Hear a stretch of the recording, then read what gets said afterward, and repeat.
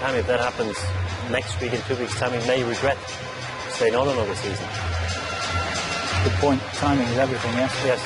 For me, there's only one, when I played the 20 years, there's only one player that could never sit on the bench. That's Paolo Maldini. The rest, if they stay 2-3 weeks on the bench, nothing's going to happen. Except for me too, right? Yeah, you too. Yeah, absolutely. Maldini, football royalty. Okay, Yeah. there's the rest, all the players in the world can stay on the bench if they're not fit physically to play. You understand? But not Mal. I do understand. And, Ronaldo, when I was in Inter, Ronaldo, he wasn't fit physically. He can't play. He stayed on the bench. He played half an hour. Scored 4 goals. There you go. But it's okay. No, I'm joking. You know what I mean? If someone's not fit, you cannot play in today's game. John's fit, Bobo. John Terry. Maybe he hasn't got. Maybe he's not in good condition. Yeah, maybe. But he is. I mean, he's as fit as any of them. I think they're all at the same sort of level. And I do think that, well, listen, we all know, we've all been at a stage in our lives when you suddenly think, wow, this is tough now. And you get to 33, 34, as John is now, and the game's getting quicker and you're not. Yeah, but it's difficult. Andy, last year he was one of the best defenders. It's a long time. You can't be one of the best defenders and in 2 months be one of the worst defenders. No, he's not the worst. I don't think he's the worst, but I do think that there's a thing about Chelsea. I get the feeling that tactically, and whereas John was always happy to drop off the play and they dropped deep all the time. So they were always playing from a really deep position, whereas maybe now they want to play a bit higher up the pitch. Okay. And by doing that, John's not good and he doesn't like it. With Cahill, you play more up, or it's the same? No, those who know John Terry best will tell you that he has suggested at different times this season that the fellow we're looking at there was, quotes, after me. He's after me. There we go. It's done. It's done. After all that. I mean, after all that, I said to you, it'll just be a quick. The only other thing with Terry is, Richard, if you're 34 and you struggle to get in the team or not playing, I think it's very hard at this age to only come in for 1 or 2 games every month. Yes. I think if you've got a rhythm, you may sit the odd one out, but if you play every Saturday, at least you don't need to train that much. You play again, you get a rhythm. To come in for 2 games a month, I think is near enough impossible. And to perform, you can do it. Will his performance... Here we are. First replay of the day. Didn't look at each other, but... Well, no, Wenger did not look at Mourinho. No. But he knew what was coming. Mourinho looked for him. Yeah. This is funny. Anyway, listen, just as something on the side, there's a game now. Finally. Right, when we join you at half-time, we'll be talking about this football match and whatever else there is to come this afternoon from the English Premier League. For us here on 11, 3 live games, back-to-back-to-back. Goals from those which are taking place at 1700 Mecca as we watch Bournemouth today. Right now, it's Stamford Bridge. Chelsea and Arsenal on our match. Commentators are Jim Beglin and Peter Drury.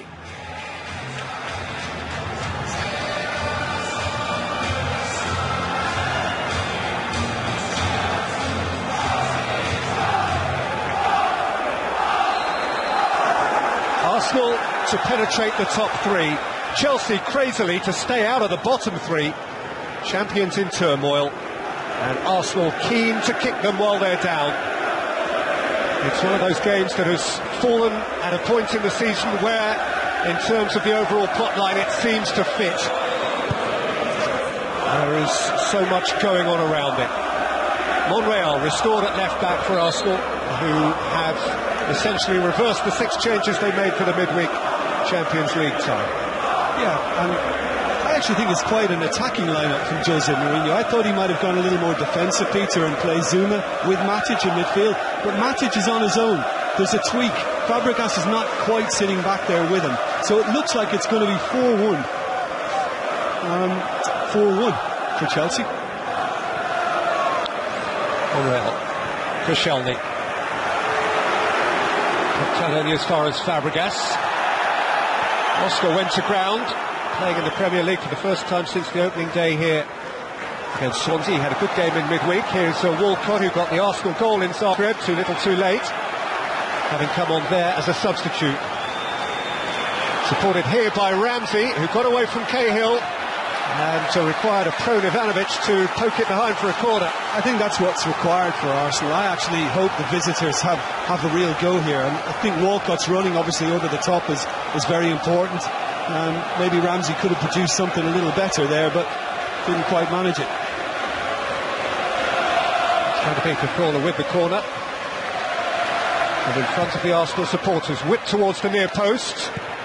And belted goalward into a crowd, so that Chelsea can break with Costa, who simply tripped on halfway. Yeah, he's got his decision, Diego Costa, and I think he's trying to suggest that there should be a yellow card for Coquelin in the process. Coquelin hasn't tried to play Diego Costa. He's obviously felt the slightest touch and decided to go to ground. For me, went to ground rather too easily. And Coquelin, who had his own troubles, didn't he, that day at Crystal Palace not so long ago, lucky not to be sent off, has avoided a booking.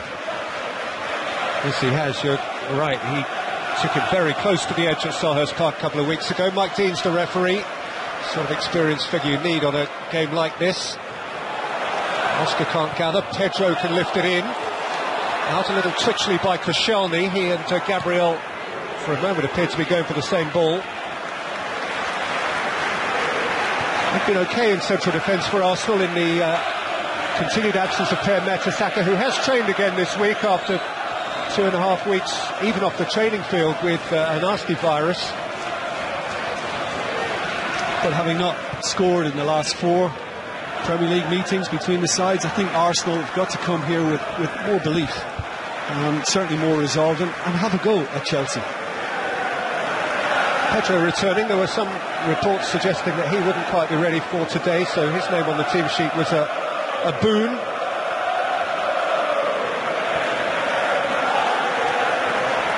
Coquelin.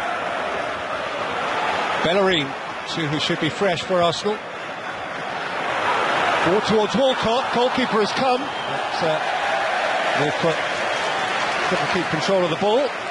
No, but for a moment there were problems, because had he been able to keep the ball in, Ozil had made a dart into the box. It's very, very good running from Walcott, and I think if Chelsea get that defensive line anywhere up the pitch, then he's just going to be looking to make that little dart in behind. And Begovic misjudged that, and he was a little fortunate. Yes, there is a certain irony in the goalkeeping scenario today. If Petr Cech had stayed, he'd have been playing for Chelsea. But being second choice at Chelsea isn't such a bad thing after all, the way things have worked out for the unfortunate Thibaut Courtois. Cech will want to have the best game of his life for Arsenal and that man. Oh yeah, Arsene Wenger, of course, did finally beat Jose Mourinho in the Community Shield at the start of August, but he's never beaten him when there are points at stake. Now, there was a lot of pre-match talk about Branislav Ivanovic's selection as Chelsea captain, given his indifferent early season form. The skipper for the day, overseen by the club captain, appears to have an early problem.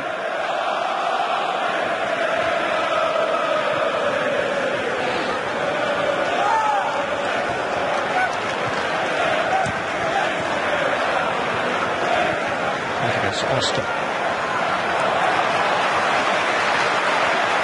Hazard. Pedro. Running at Monreal. Led by Gabriel.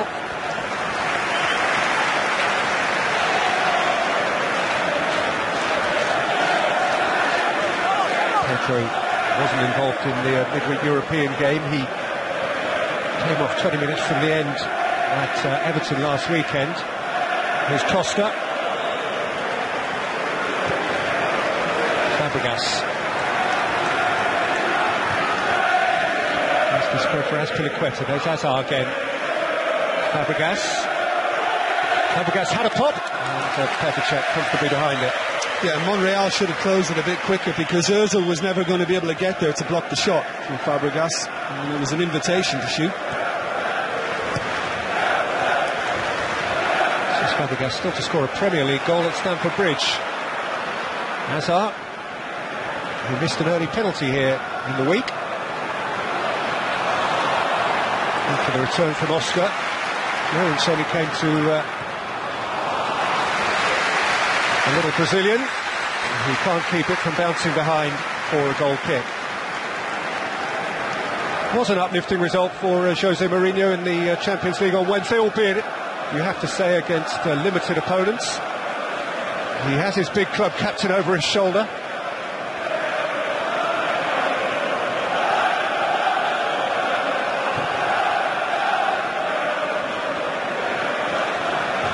Giroud might have competed for that had he been in the side.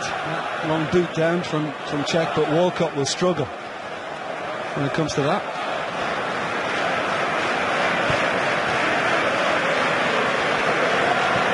Shelny. Morel. Lovely from Sanchez. And Alexis Sanchez to stretch his legs and try and get beyond Ivanovic, who wasn't having it. Yield to free kick to Arsenal. Yeah, it was just the left arm came out onto the shoulder of Sanchez as he tried to beat him for pace. Ivanovic. There it is.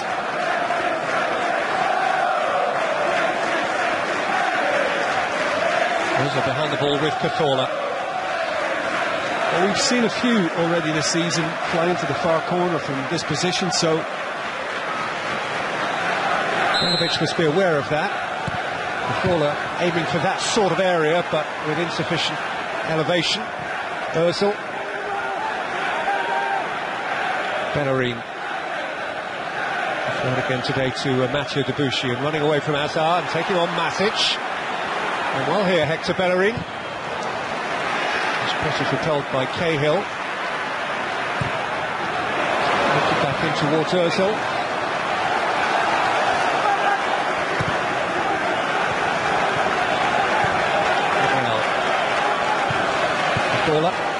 Ramsey, Sanchez. There's too many blue bricks in the wall. I think that needed to be elevated from Oscar. Hoffman.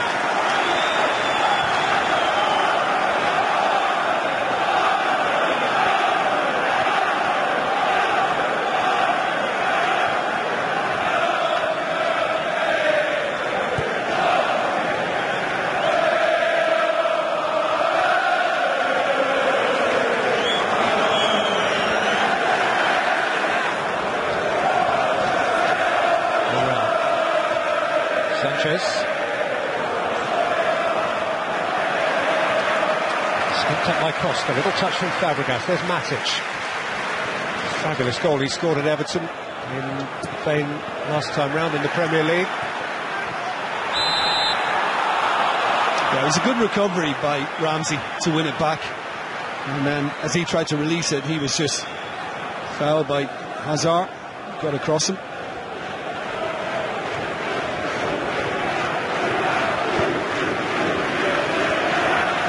Who's scored from the penalty spot in each of the last two games at home to Arsenal for Chelsea. As I mentioned, it was a dreadful spot kick he took against Maccabi Tel Aviv. Didn't really matter in the end.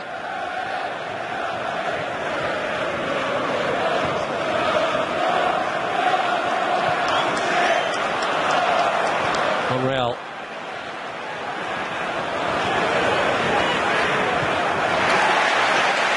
Sanchez caught on it by Oscar, played early for Diego Costa, who laboured to get there but couldn't reach it.